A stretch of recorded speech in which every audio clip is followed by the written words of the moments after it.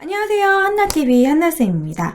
오늘의 역사 스캔들 시간에는 다소 불편할 수도 있는, 아마 댓글에서 엄청나게 좀 논란이 일고 서로 싸우기도 하고 그럴 것 같아요. 바로 명성황후인가 민비인가, 그런 호칭 논란, 그리고 명성황후의 민낯, 그녀의 만행들까지 꼼꼼하게 한번 팩트 폭격을 해보도록 하겠습니다. 저는 역사를 볼 때 우리가 자랑스러운 역사도 알아야 하지만 불편하지만 알아야 되는 진실도 있다고 생각합니다. 일명 한나의 불알진. 네, 진지하게 시작해 보도록 하죠. 자, 여러분들 좋아요, 구독 한 번씩 눌러주시고요. 자, 여러분들 명성황후 하면 우리가 생각나는 대사가 있습니다. 워낙 흥행한 드라마기도 하죠. 바로 음성 지원되죠. 내가 조선의 국모다. 이게 막 패러디도 됐어요. 내가 조선의 국밥이다, 뭐 내가 조선의 뭐다, 막 이런 식으로 엄청나게 인기를 얻었고, 이미연 씨도 연기를 너무 잘했고, 이미연 씨 어린 시절 문근영 씨도 연기를 너무 잘했고, 나중에는 이게 너무 인기가 많아지니까 이 명성황후 드라마가 연장을 했어요. 그래서 이미연 씨가 이제 영화 스케줄하고 안 맞아가지고 갑자기 이미연 씨 얼굴이 최명길 씨로 바뀌고, 그럴 정도로 연장을 할 정도로 2001년부터 2002년까지 엄청나게 인기를 얻었던 드라마 명성황후가 있습니다. 이때 뮤직비디오도 유명하죠. 그 소프라노 조수미 씨의 나 슬퍼도 살아야 하네 뭐 가사 생각이 안 난다. 아무튼 그 막 애절한 그 음에 막 허준호가 지켜주고 약간 러브 스토리도 있으면서 감동이 막 장난 아니었잖아요. 허준호가 지켜준 게 아니었나? 허준호가 잘객이었나? 정준호가 지켜줬나? 잘 헷갈린다. 아무튼 그 뮤비가 너무 감동이었고, 저도 옛날에 봤을 때 너무 감동적으로 봤던 드라마였습니다. 근데 좀 혼란스러웠어요. 제가 봤을 당시에는 너무나 명성황후가 미화된 여인으로 기억을 했는데, 제가 대학교를 가고 나서 교수님이 말씀하시는 명성황후는 많이 달랐거든요. 제가 대학교에서 명성황후에 대해서 배웠을 때 교수님은 명성황후라는 호칭 자체도 쓰지 않았었어요. 민비라고 그랬어요. 나쁜 여자라고 그랬습니다. 솔직히 욕먹어야 된다고. 그리고 교수님 말로는 누울 자리를 잘 잡아가지고 미화된 거다. 그러니까 죽을 타이밍을 잘 잡았었다. 이런 식으로 얘기를 했었습니다. 그래서 혼란이 왔어요. 아니 내가 알던 명성황후는 그런 사람이 아닌데. 그렇지만 하나하나 역사에 대해서 공부하고 알수록 사실 충격적인 사실들이 많이 알게 됐습니다. 자, 그렇다면 명성황후는 과연 어떤 여자였을까요? 일단 그녀의 어린 시절부터 돌아가 보도록 하겠습니다. 명성황후의 본명은 민자영, 민아영이라고도 하는데요. 어쨌든 거의 자영으로 알려져 있습니다. 민자영. 명성황후는 바로 영흥민 씨 일가의 딸이었죠. 그리고 참 어렸을 때부터 좀 기구한 운명인 게, 어린 시절에 명성황후 집안에 1남 3녀가 있었는데요. 다 어린 시절에 죽고 병을 앓아서 죽고 명성황후 혼자 남았다고 합니다. 그래서 혼자 남고 이제 뭐 명성황후가 고아로 자랐다, 어린 시절에 그랬다, 그런 소문이 많은데 그건 아니에요. 집안이 어느 정도 유복했습니다. 어머니도 있었고요. 이 씨도 계속 있었고, 아버지가 빨리 돌아가셨다라는 거죠. 그래서 아버지를 일찍 여임 영흥민 씨 집안의 규수를 일부러 흥선대원군이 채택한 거예요. 왜냐하면 흥선대원군은 세도정치의 폐단을 엄청나게 눌렀고, 세도정치를 이렇게 진압했던 그런 그런 흥선대원군이었기 때문에, 영흥민 씨는 힘이 약하니까, 아버지가 없으니까 세도정치로 이어지지 않겠지? 막 장인어른의 위세, 막 그런 게 없겠지? 그래서 영흥민 씨의 바로 민자영을, 명성황후를 며느리로 맞이한 거죠.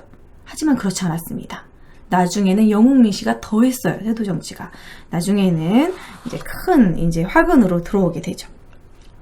어쨌든 명성황후가 시집을 왔어요. 시집을 왔는데, 아니 이런, 고종이 이미 여자가 있었던 거예요. 명성황후가 16세, 고종이 당시 15세였는데 이미 고종에게는 연상의 여자가 있었습니다. 고종의 첫사랑, 바로 귀인 이씨였죠. 그러고서 뭐 첫날 밤도 이렇다 저렇다 없고, 고종은 명성황후의 방에 들어오지도 않았어요. 거의 결혼하고 나자마자 3년간은 소방 맞은 상태로 궁궐에서 지냈다고 합니다. 남편은 여자가 있어. 그리고 또 그 여자한테서 아들이 태어나요. 완화군이라는 아들이 태어납니다. 근데 또 그 아들을 어쨌든 고종의 첫 아들이기 때문에 후궁에 비해서 나온 아들이지만 고종도 엄청 예뻐하고 시아버지도 엄청 예뻐해. 맨날 와가지고 우쭈쭈쭈 안고. 불안하겠죠. 이건 난 뭐지? 꽂아놓은 보릿자루인가? 그래서 명성황후도 도끼를 품고 원자를 낳으려고 엄청나게 노력을 하기 시작합니다.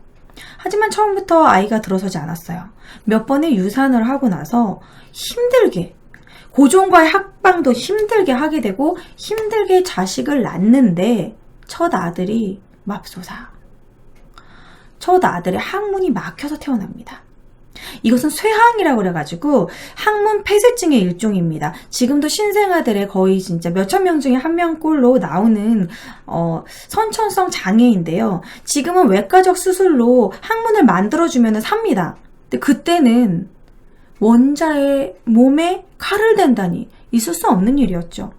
그래도 그때는 이제 개화 세력들도 좀 어느 정도 나타났었고 이런 우리나라에 의사가 있었어요. 외국 그 선교사였던 알렌이 있었습니다. 그래서 알렌한테 진짜 칼을 쥐어서라도 어떻게든 살리려고 했어요. 알렌이 엉덩이를 뚫으면 된다고 그랬거든요. 그 똥구멍을 뚫으면 된다고 했었는데 흥선대원군이 말도 안 되는 소리다. 약으로 다스릴 수 있다.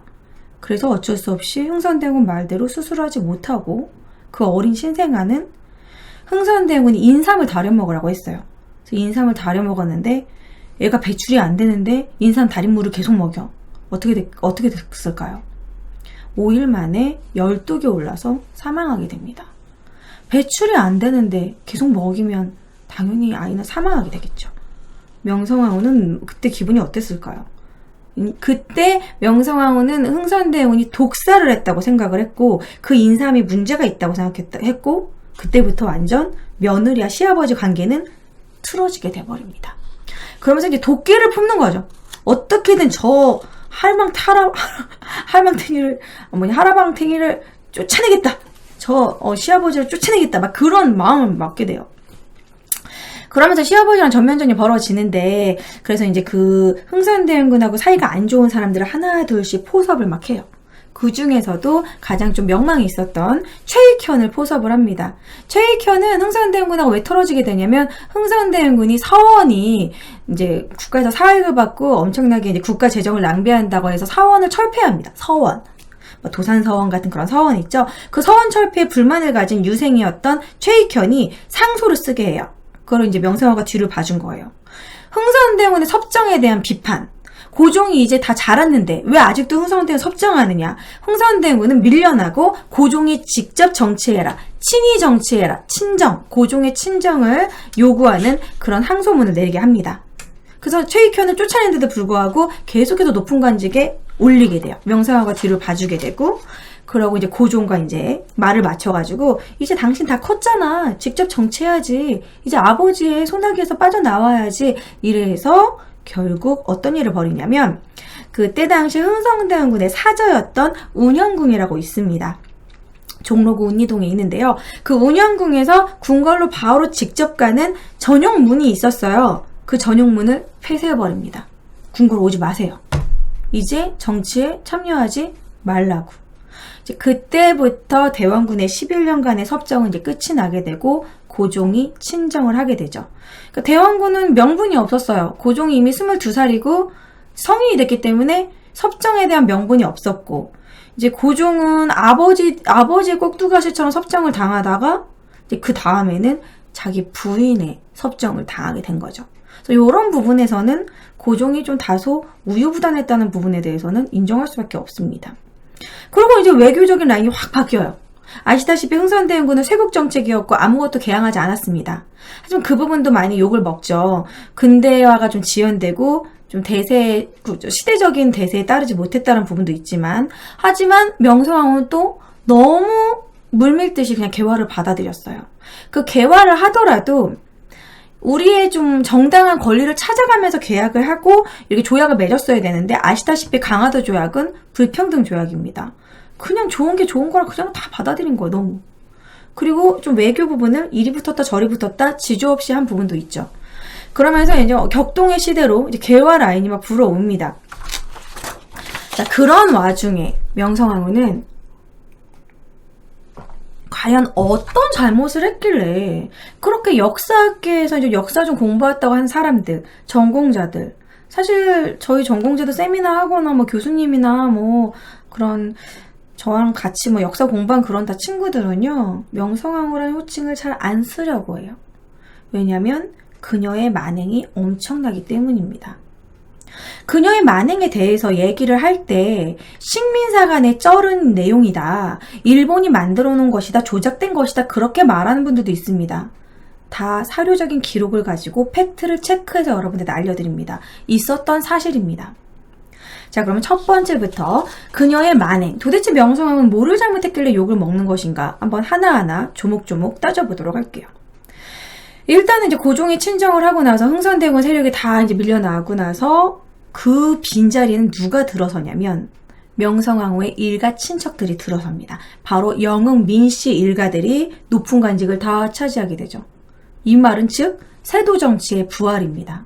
풍양주씨, 안동김씨 그 세도 정치가 이제 영흥민씨로 바뀐 것밖에 없어요. 그리고 그 영흥민씨가 돈을 헤쳐먹은 게 훨씬 더 심했다는 겁니다. 영흥민씨의 세도 정치는 정말 극에 달했대요. 얼마나 돈을 많이 착복을 하고 해먹었냐면 매간매직이 너무 심하고, 이 영흥민씨가 해먹은 것 중에서 가장 대표적으로 많이 해먹은 바로 민영식. 민영식은 대표적인 또 친일파로 유명하죠. 이 민영식은 민비를 뒤에 업고 영남 도적이라고 불렀대요. 너무 돈을 착복을 많이 해서. 그러니까 국가 재정을 다 지 돈처럼 쓴 거죠. 그래서 어느 정도 사익을 챙겼냐면요, 국가 재정에 70만 양을 해먹었다고 합니다. 이 70만 양 감이 잘 안 오잖아요.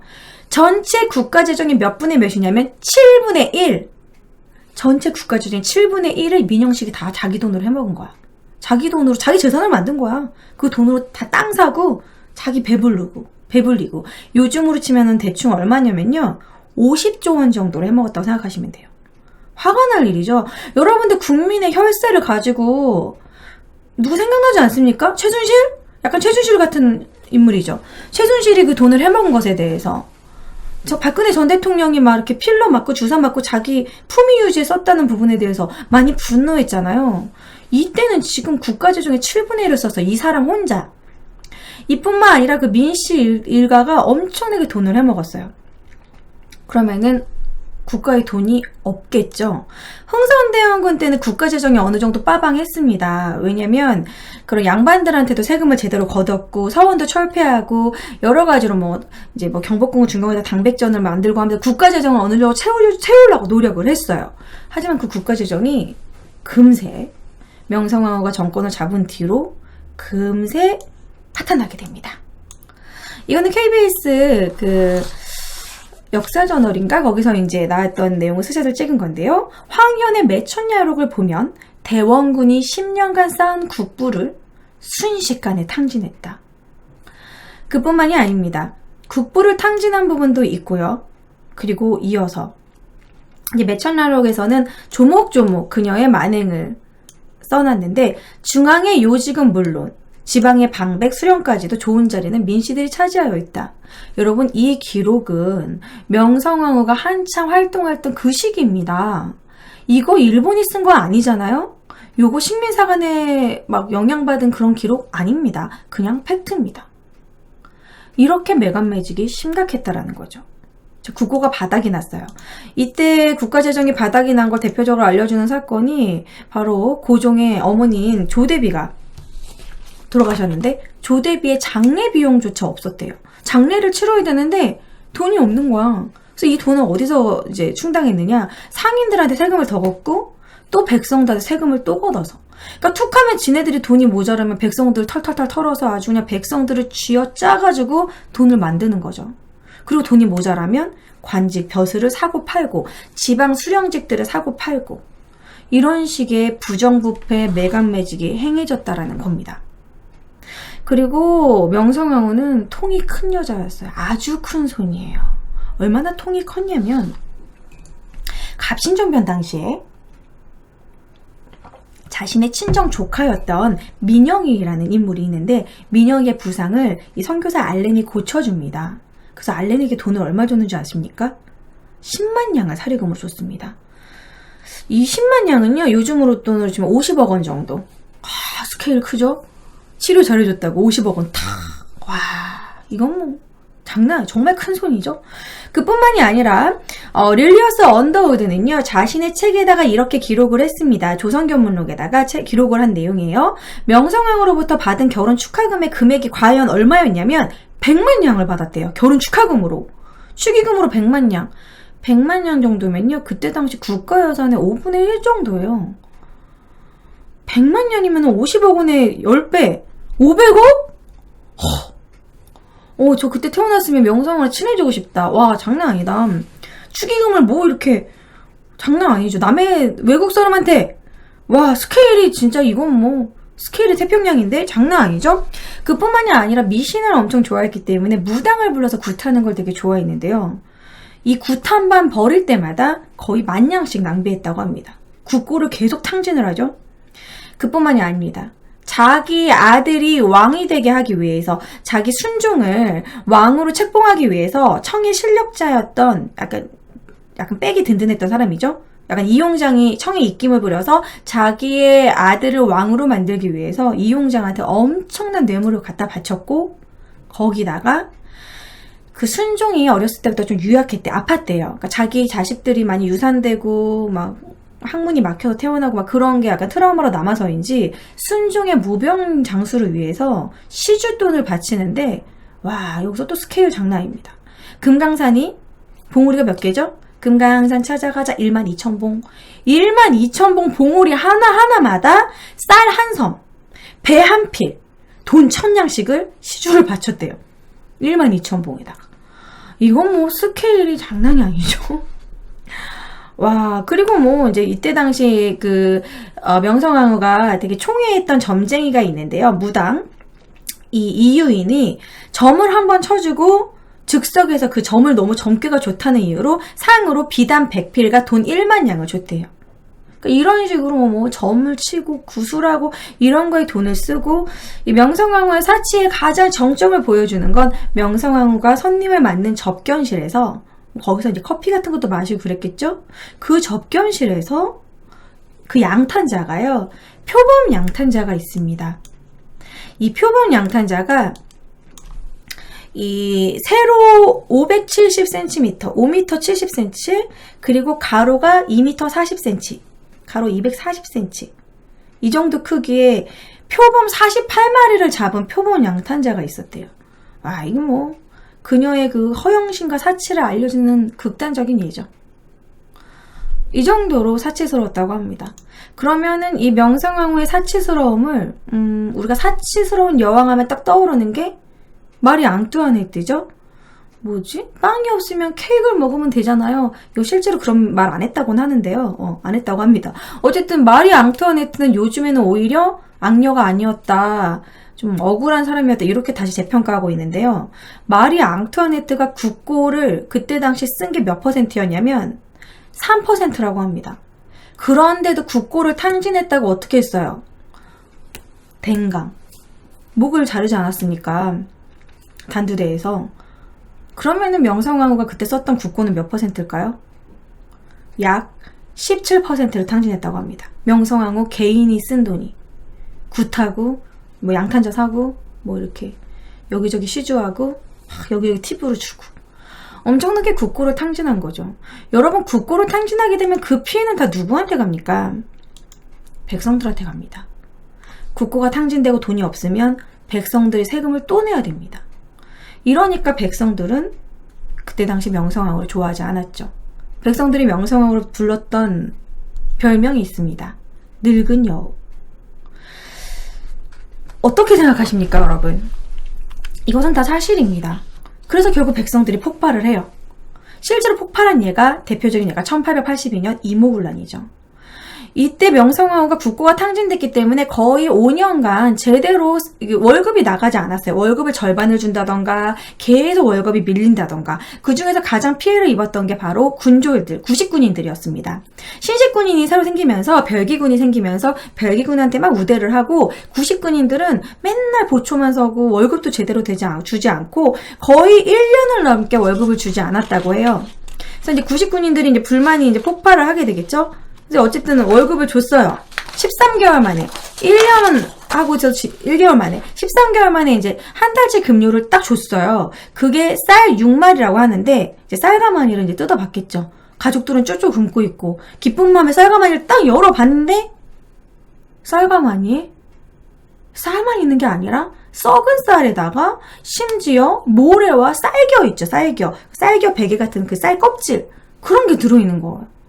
이건 웬 통수야. 먹을 거로 장난치면 얼마나 열받겠어. 월급으로 받았는데 열이 받죠. 그래서 이 군졸들이 다 모여서 이제 조정을 치고 들어갑니다.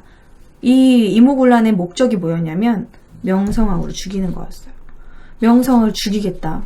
진짜 우리한테 어떻게 이렇게 할 수가 있냐. 세금을 이렇게 맨날 받아 처먹고 월급은 이렇게 주고 열받겠죠, 여러분. 여러분들 월급 1년 만에 받았는데 이렇게 생각하면 돼. 월급을 1년 만에 받았는데 부루마블 돈이 들어있어. 장난? 열받겠죠? 그래가지고 이제 궁궐로 이제 이모곤란한테 99년이 쳐들어왔어요. 그때 이제 명성황후는 그때 이미 죽을 위기가 있었습니다. 근데 궁녀로 변장을 해가지고 그때 당시 무예 별감이었던 홍제의 등에 업고 이제 홍제가 이제 명성황후를 업고 탈출을 한 거죠. 그래서 그때 당시에 이제 장원인가 그쪽으로 이제 도망을 가요. 장원으로 도망을 가는데 그러고 이제 그 99인들이 흥선대원군을 재집권시킵니다. 3일 정도, 3일 천하에 끝나게 돼요. 그리고 나서 이제 명성황후는 다시 이제 혼자서 세력이 없으니까 청나라의 군대를 개입시켜가지고 청나라한테 흥선대원군을 납치하라고 그래요. 그래서 흥선대원군이 납치돼 청으로 압송됐어. 며느리가 시아버지 납치하고 아주 그냥 막장 드라마가 따로 없죠. 아무튼 그런 상황이었습니다. 다시 궁궐로 컴백을 해요. 그럼 이모곤란을 보면 좀 깨달은 게 있어서 내가 너무 많이 심했구나. 내가 너무 돈을 많이 해먹은 것 같다. 좀 이제 국민들의 생각을 해볼까. 뭐 백성들의 생각을 해볼까. 이런 생각을 했으면 좋았을 텐데 여전히 정신을 못 차리고 더욱더 민씨들의 그런 민씨 일가의 착복 매간 매직은 계속 심했습니다. 여러분 매간 매직을 하면 무슨 문제가 생기냐면요. 수령이 관직을 돈을 주고 샀어요. 그래서 그 수령이 됐습니다. 그럼 그 관직을 사느라고 엄청난 돈을 주고 관직을 샀으면 그 관직에 있는 동안 또 그 돈을 다시 회수하고 싶어 하겠죠. 그러니까 예를 들어 이런 게 있습니다. 요즘은 많이 그런 촌지 문제가 많이 없어졌다고는 하는데요. 옛날에 저 때만 해도 저 초등학교 때 노골적으로 선생님이 저희 어머님한테 촌지를 요구한 적이 있었어요. 그때는 사립학교가 그 초등학교 같은 경우는 아니겠지만 사립중학교, 사립고등학교 같은 경우 선생님이 그 학교에 뇌물을 주고 들어오는 경우도 있었다고 합니다. 그럼 뇌물을 주고 학교에 들어가면 자기가 뇌물을 준 만큼의 그 돈을 어떻게 회수하려고 하냐면 촌지로 회수하려고 하죠. 그런 거랑 똑같은 거예요. 수령이 그 백성들한테 자기 아버지 회가 자기 딸 결혼할 때 그런 축의금 명목으로 자꾸 백성들한테 세금을 걷는 거예요. 백성들이 먹고 살기 힘들겠죠. 그래서 일어난 게 동학농민운동입니다. 고부군수 조병갑이 너무 횡포가 심하니까 정봉준의 아버지가 가가지고 너 그런 식으로 살지 말아라 이런 식으로 이제 그 쓴소리를 했어요. 아버지가 곤장 맞고 죽었습니다. 그러니까 정봉준이 가만히 있을 수가 없겠죠. 그래서 녹두장군 정봉준이 들고 일어서서 고부농민봉기가 일어난 것이고 그것이 동학농민운동으로 확대가 된 것이죠. 그런 동학농민운동을 어떻게 했습니까? 국가에서 그거를 진압이 안 돼서 자기 백성을 남의 군대로 처참하게 죽입니다. 이 부분은 진짜 막 눈물 나게 너무 슬픈데요. 그때 당시 동학농민군들의 그 무기를 보면은 죽창, 대나무를 뾰족하게 이제 이렇게 해가지고 죽창으로 찌른다던가 그런 곡괭이, 그냥 농기구로 싸우거나 그리고 총도 화승총, 지금 가지고 있는 총이 화승총인데요. 그 화승총은 임진왜란 때 심지 붙여가지고 쏘는 그 화승총이에요. 심지 붙이는데 시간이 엄청 오래 걸려. 완전 구식총인 거예요. 이런 농민군들을 일본군이 그때 갖고 있었던 무기가 뭐였냐면 다다다다다다다 게틀링 기관총 몇 원발입니까? 막 10여 발 다다다다. 그리고 잽이 안 되는 거예요. 이 화승총은요 뿅 딱 떨어졌는데 그때 당시 일본이 가지고 있던 그 신식총은 멀리 나가요. 100m, 500m 나가요. 근데 화승총은 100m 나가. 그러면은 100m 바깥에서 이제 걔네들이 쏠 때는 그냥 그거 보고 있었대. 어떻게 대항할 수가 없으니까. 그냥 거의 정말 개죽음을 당한 거죠. 안타까운 죽음을 당하게 됐습니다. 그때 당시에 그 농민군 학살적인 부분에 대한 기록을 보면은요, 보이는 대로, 일본에서의 기록입니다. 보이는 대로 총살하고 있다. 우리 일본군 한 사람이 농민군 200~300명을 죽인다. 화성총은 심지에 불을 붙여 타들어가는 걸 기다려야 되고, 사정거리가 100여 보 정도인데, 양총은 자발식이고 다다다다다 그냥 나오고, 100여 보 이상이고 500보에서도 쏠 수 있기 때문에, 토불군이 100여 보 이상의 거리에서 사격하면 농민군들은 그냥 멍하니 바라볼 수밖에 없었어요. 죽음을 맞이할 수밖에 없었어요. 이렇게 동막농민군을 우리나라 관군이 진압하지 못하고 청일군이 진압을 하게 됩니다. 이 부분도 참 외교 실수예요. 왜냐면 그 전에 텐진 조약이 있었기 때문에 청하고 일본이 약속을 한 게 있었어요. 청나라 군대 오면 일본도 같이 온다고. 그러니까 청하고 일본이 둘 다 우리를 노리고 있었기 때문에 너네 군사 파견하면 우리도 군사 파견한다 뭐 이런 거예요. 그러니까 우리나라에 청나라 일본의 군사를 가져오게 되는 거고, 청나라 일본의 군대를 우리나라에 들여온다는 것 자체가 얼마나 위험한 일입니까? 그때 당시 우리나라 국방력도 약했었는데, 그것도 하나의 실수고, 두 번째 실수는 청과 일본의 군대를 우리나라에 들여온다는 것 자체는, SOS를 청한다는 거는 우리나라 군사력 약해요. 우리는 저렇게 곡괭이 들고 있는 동학농민군들도 진압할 힘이 없어요. 그냥 여실히 보여주는 것밖에 안 되죠. 그래서 그렇게 다 오픈하고, 우리나라 국방력 오픈하고 결국 나중에 일본한테 당하게 된 것입니다. 그래서 동학농민군들의 그 엄청나게 그 총살당한 그 부분을 보면 20여만 명이 죽었는데, 남의 나라 군대를 이용해서 자기 백성을 죽이는 꼴인 거죠. 그때 동학농민군들은 전주화약을 맺고 자진해서 해산하고, 그냥 우리가 원하는 패전개혁안을 들어줘라, 신분제 철폐를 해줘라, 우리 좀 살게 해줘라, 그걸 바란 것밖에 없었는데 좀 들어주지. 굳이 그렇게까지 진압을 해야 됐을까? 그분도 참 안타깝습니다. 이뿐만이 아닙니다. 명성황후의 만행은 사실 되게 많아요. 제가 유튜브에 올리기에도 좀 약간 너무 잔인하고 뭐 그런 거, 그녀의 뭐 질투, 여러 가지 얘기가 있는데, 그냥 역사적으로 고증된 부분만 말씀드리겠습니다. 그건 여러 가지 설이 있는데 그것까지는 얘기 안 할게요. 한 가지만 얘기할게요. 여러 가지 설 중에 뭐 이런 카더라라는 설이에요. 명성황후가 이목을 한 당시에 궁녀로 변장하고 도망을 가잖아요. 도망을 가는데 어느 마을에서 어떤 할머니가 그 궁녀인 줄 알고, 아이고 이제 국밥을 막 먹고 있었대요. 주막에서. 자네가 늙은 여우 때문에 고생이 많구만. 그러니까 궁녀가 이제 이모군란 때문에 도망간 거라 생각을 하고, 늙은 여우 때문에 자네가 고생이 많구만. 늙은 여우에게 직접 진짜 명성황후가 거기 있는데, 그래가지고 이제 그때는 힘이 없으니까 하하하 하고 웃었대요. 그러고 나서 다시 재집권하고 나서 그 마을을 쑥대밭으로 만들었다고 합니다. 자기한테 그 말 한 여자 다 찾으려고. 뭐 여러 가지 만행이 있어요. 이런 부분에 대해서는 여러분들은 어떻게 생각하십니까? 그런 부분은 팩트이기 때문에 받아들일 수밖에 없는 부분이죠. 자, 어찌됐든 만행을 저지른 명성황후지만 마지막은 안타깝게 죽었죠. 을미사변에 의해서. 그러니까 저는 이렇게 생각합니다.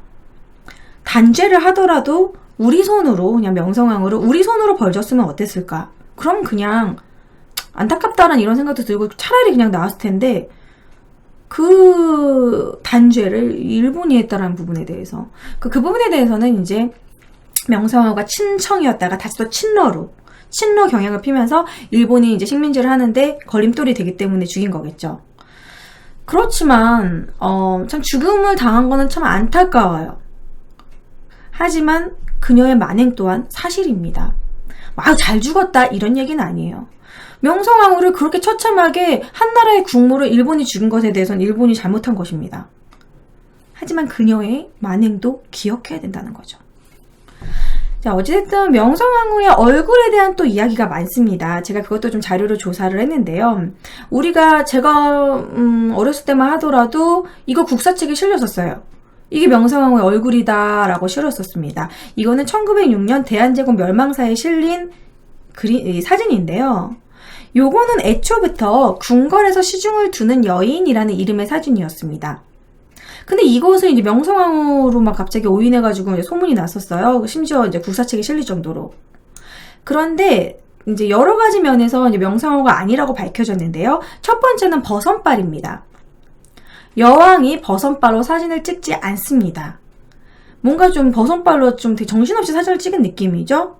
이 버선발인 이 모습과 그리고 복장도 여왕의 복장이 아니고요. 그리고 가장 하이라이트, 가채입니다. 가채는 여왕의 자존심이었고 조선시대의 여자들의 뭐랄까 좀 뽐내는, 그래서 가장 그 중전, 여왕의 가채가 가장 화려했어요. 가채가 되게 비쌌거든요. 사치스러웠던 명성황후가 이러한 소박한 가채를 할 리가 없습니다.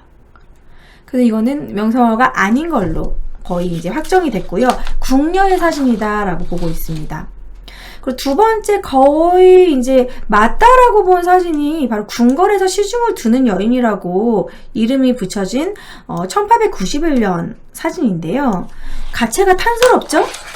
근데 또 복장이 그냥 소복 같은 걸 입고 있어요. 그래서 이게 과연 명성황후가 맞을까 아니다라는 또 이것도 논란이 있는데요. 이게 원래 이제 1891년 사진인데 이게 2006년에 원본이 공개가 됐는데 이 사진 배경 그대로 그 앨범에 4장의 사진이 있는데 거기에 고종, 순종, 그리고 대원군의 사진이 있어요. 근데 뒷배경이 거의 다 비슷하더란 말입니다. 그 배경이. 그렇기 때문에 이 사진이 거의 유력하지 않을까 좀 그렇게 보기도 합니다. 아직 확정되진 않았어요. 근데 사람들이 근데 이제 기본상 얼굴이 그녀의 만행을 다 알고 나서 봤더니 왠지 느낌상 이렇게 생기지 않았을까. 그래서 이제 거의 이제 유력한 사진으로 보고 있긴 합니다. 하지만 확실치는 않아요. 근데 저도 왠지 이렇게 생겼을 것 같은 느낌이 좀 들어요. 약간 누가 봐도 딱 느낌이 명성황후 같은 느낌이랄까? 느낌적인 느낌? 그리고 또 세 번째로 알려진 그녀의 얼굴은 이승만이 썼던 책에 실려진 사진입니다. 네, 그 사진은요, 약간 요거랑도 좀 비슷한데, 잠시만요. 아니, 그 사진이 어디로 갔지? 잠시만요.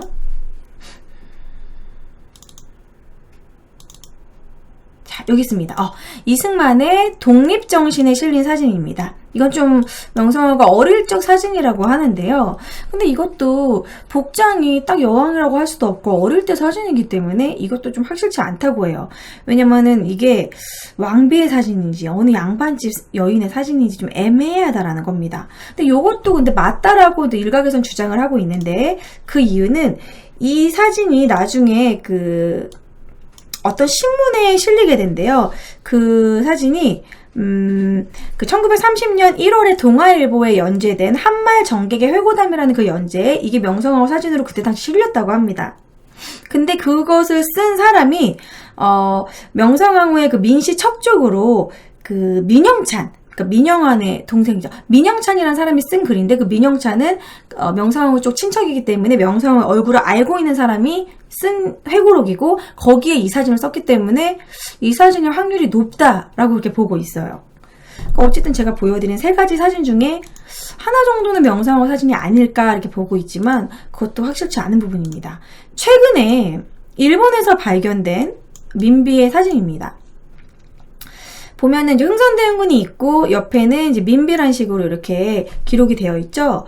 그래서 이거는 일본이 직접 명성황후를 보고 실은 사진이기 때문에 맞을 것이다. 또 약간 날카로운 눈매며 맞을 것이라고 보고 있어요. 근데 이것도 아예 확실하다라고 지금 나와 있진 않아요. 그러니까 결과적으로 명성황후의 100% 확실한 사진은 아직 찾지 못했습니다. 아니 흥선대원군 사진은 되게 많고 고종 사진도 되게 많고 순종 사진도 많은데 왜 하필 명성황후 사진만 이렇게 못 찾아서 난리일까요? 그것은 그 명성황후가 사진을 찍는 걸 되게 극도로 꺼렸대요. 외모 컴플렉스가 좀 있었다고 합니다. 어렸을 때 이제 호환 마마라고 하는 그 마마 그런 병을 알아가지고 얼굴에 곰보 자국이 좀 심했대요. 그래서 얼굴에 약간 트러블도 좀 있었고 그런 외모 컴플렉스가 있었고요. 두 번째로는 워낙 또 사치스럽기도 하고 외모를 꾸미는 데 치중했기 때문에 당시 서양에서 들어온 화장품을 되게 많이 두껍게 화장을 했었대요. 근데 그때 당시 화장품에는 그 화장분에 납성분이 좀 들어갔었습니다.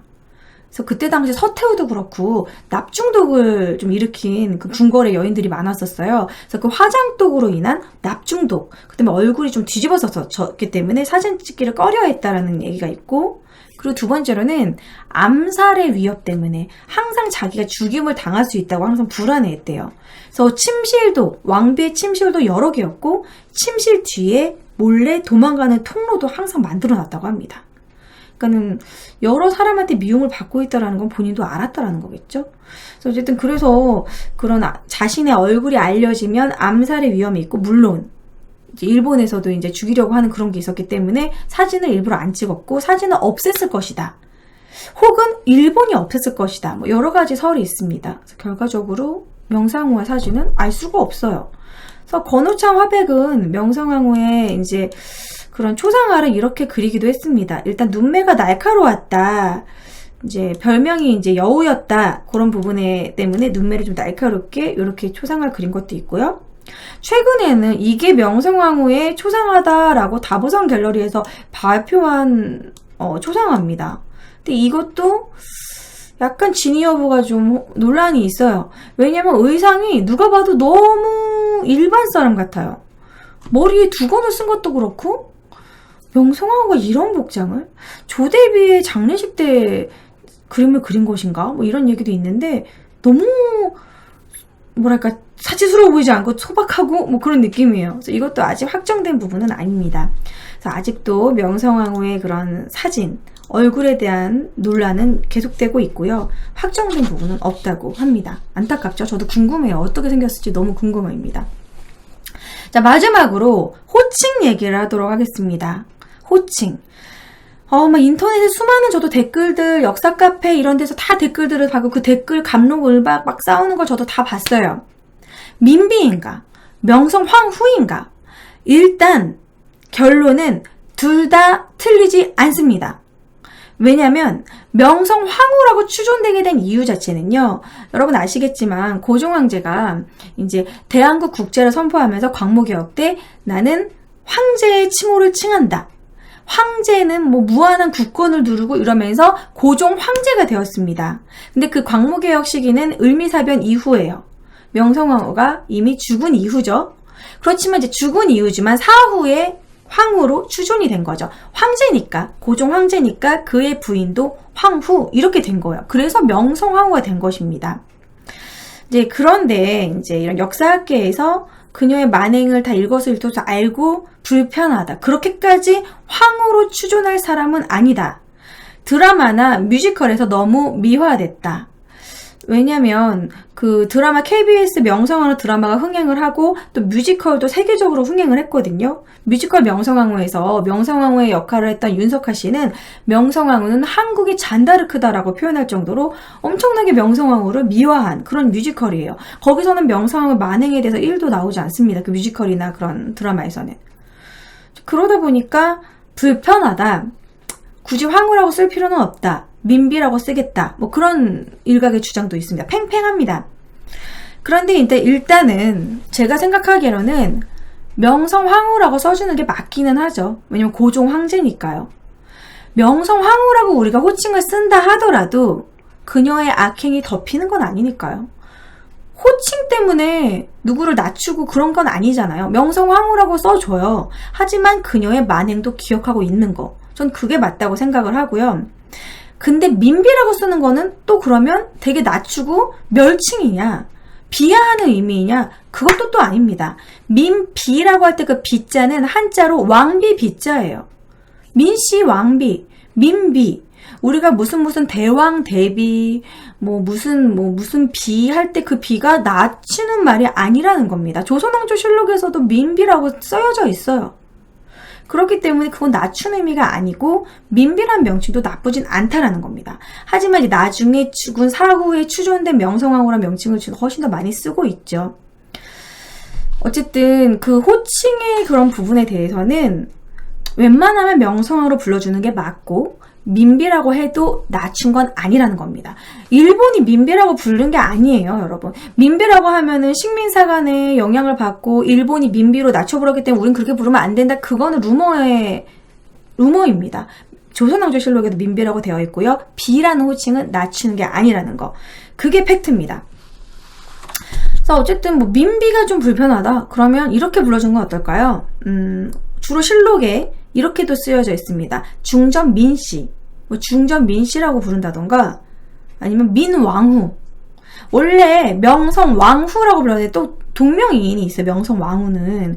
그래서 이제 뭐 민왕후, 중전 민씨 이렇게 불러도 된다라는 거죠. 그래서 사실 호칭의 부분에 대해서는 뭐 여러분들한테 명성왕후로 꼭 하세요라고 제가 강요하고 싶진 않습니다. 모두 다 맞는 호칭이니까요. 자, 어쨌든 중요한 건 호칭이 아니라 결론은 이거죠. 호칭은 무엇으로 불러도 상관은 없다. 명성황후로 불러도 된다. 하지만 그녀의 만행은 알아야 된다. 알 건 알아야 된다는 게 중요한 겁니다. 어찌됐든 불편한 역사를 오늘 좀 다뤘습니다. 저는 중립입니다. 저는 명성황후가 왜 그렇게까지 도끼를 품고 시아버지를 쫓아내게 되는 그 부분도 이해가 돼요. 자기 아이가 그렇게 죽고 나서 도끼를 품었을 것도 이해가 됩니다. 하지만 그녀의 사치나 그 민씨 일가의 매간매직으로 난 사치, 국고를 탕진한 부분에 대해서는 욕먹을 수밖에 없다라는 것도 역시 팩트고요. 그래서 어쨌든 오늘은 명성황후에 대한 이야기, 명성황후인가 민비인가 그런 호칭에 대한 이야기, 그녀의 만행, 여러분들이 그래도 몰랐던 사실에 대해서 조금이라도 좀 더 알았으면 하는 그런 마음으로 준비해 봤습니다. 뭐 여러분들의 뭐 질문이라던가 뭐 그런 부분은 댓글로 많이 참여해 주시고요. 영상이 유익하셨다면 좋아요 버튼, 그리고 구독 안 하셨으면 구독 버튼도 부탁드립니다. 다음 역사 스캔들 때 찾아뵙도록 할게요. 안녕!